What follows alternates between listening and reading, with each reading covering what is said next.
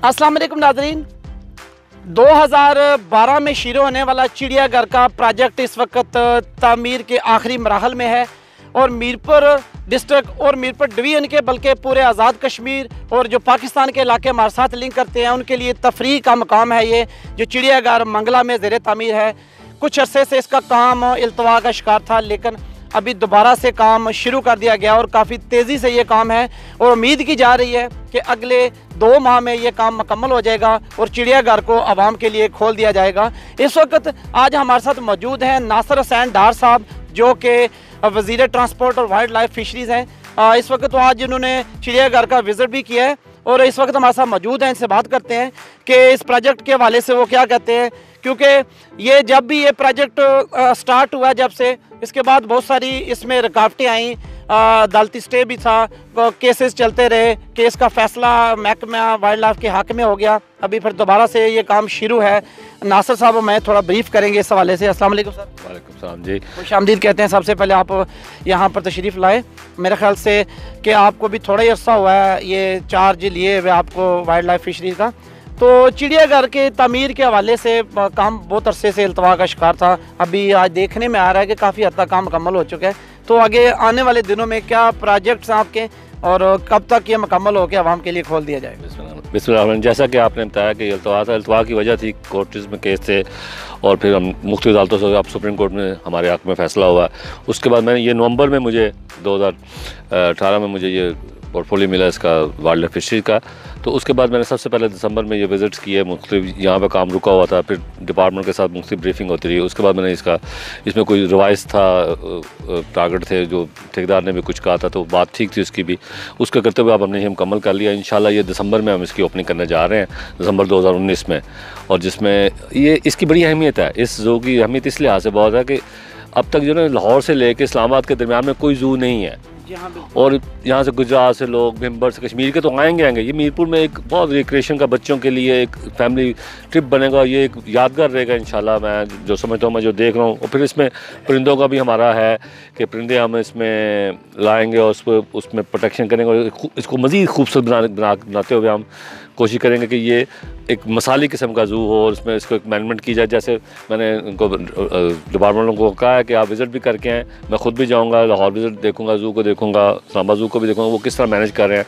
Zoo के ऊपर मेरा बहुत ज़्यादा इंटरेस्ट है, क्योंकि कश्मीर में मैंने महसूस किया है कि लोगों की क्रिएशन के लिए, लोगों की तसर तफरी के लिए कुछ नहीं। फिर क्या मैं मुजफ्फराबाद होता हूँ, मीरपुर होता हूँ, तो लोगों के बहुत कम वसाइल हैं जिसके वो बच्चों के लिए, बच्चों को एक रिक्रिएशन, हम सिर्फ एक मखसूस मादी ज़िंदगी में रह रहे हैं। इसमें इस किस्म के डिपार्टमेंट, इस किस्म की सैर तफरी की चीज़ें बननी चाहिए। इसकी बेहतरीन साहब मैंने मुजफ्फराबाद में भी इंशाल्लाह P84 का इसी साल में उसका भी इफ्तिताह है मेरा। इस तरह पटेका का जो यादगार बना रहे हैं। इसी तरह मैंने मीरबंदरी में मैंने एक नया ज़ू बनाने का इंशाल्लाह वो भी तमीर के प्रोसेस में है। और रावला कोबरा में ये इस साल में हमारे ये 3-4 प्रोजेक्ट जो हैं इंशाल्लाह आपको नज़र आएंगे कि लोगों के लिए एक सैर तफरी का मुकाम मिलेगा, उसमें ये काम करेंगे। सर यहाँ बिल्कुल ये रोड के ऊपर है, यहाँ पर से जो ये मंगला की रोड गुजर रही है, चेचियन मंगला की, यहाँ पार्किंग के हवाले से थोड़ी सी हमें, अगर महकमे के लोग भी मौजूद हैं, पार्किंग अंदर होगी या बाहर होगी? क्योंकि बाहर पार्किंग की जगह नहीं है। हम मज़ीद कोई जगह इसको मैंने ये इनको कहा कि बाहर पार्किंग के लिए, इसके लिए मज़ीद मैंने इनको कहा कि जगह रखें, क्योंकि जब ये शुरू होगा तो ये बहुत ज़्यादा लोग यहाँ पे आएंगे। तो उसके लिए उसको जो चीज़ों की कमी रह गई है उसको मज़ीद एक अमेंडमेंट करके हम कोशिश करेंगे 7 वाले की जगह लीजिए, तो हम मैक्सिमम पार्किंग हो तक लोग ईज़िली यहाँ पे एक्सेस कर सकें। और एक अंदाजे के मुताबिक यहाँ पर कितने लोग आएँगे, मैंने उनको कहा डाटा इकट्ठा करें कि अंदाज़न कितने लोग आएँगे, उस हिसाब को हमने मैनेज करना है इसको प्रॉपर तरीके से। महकमाना ब्रीफिंग भी थी, अभी आपको महकमे के लोगों ने ब्रीफिंग दी है, तो इस हवाले से जो आपकी PWD के ऑफिसर से, ठेकेदार से भी बात हुई है, तो अंदाज़न कितना टाइम उन्होंने बताया है कि ये मुकम्मल हो जाएगा काम और उसके बाद का क्या प्रोसेस है? नहीं, वो जैसा कि आप भी जो थे, तो मैंने ये इन्होंने मुझे कहा है कि नवंबर तक तो इन्होंने कहा है, लेकिन मैंने इनको दिसंबर का कहा कि मुझे हर सूरत में ये मुकम्मल चाहिए। और मैं उम्मीद करता हूँ, क्योंकि मैं तो पिछले जुलाई में आया था, तो इन्होंने मुझे कहा था कि वो अमेंडमेंट का कुछ थोड़ी सी देर होगी, DWP में केस चला गया, तो इंशाल्लाह ये नेक्स्ट वीक में इनको चीज़ें मिल जाएंगी और मैं इनसे नवंबर के एंड पे, लेकिन मैंने इसलिए वादा दिसंबर का किया है। हो सकता है लेकिन दिसंबर में मैं इंशाल्लाह प्राइम मिनिस्टर से टाइम लेके इसकी इनॉग्रेशन करेंगे और लोगों के लिए एक नई रास्ता खोलेंगे इनके लिए। जी बहुत शुक्रिया। बिल्कुल हमारे साथ मौजूद थे नासिर हुसैन डार साहब, जो कि मिनिस्टर हैं वाइल्ड लाइफ फिशरीज़।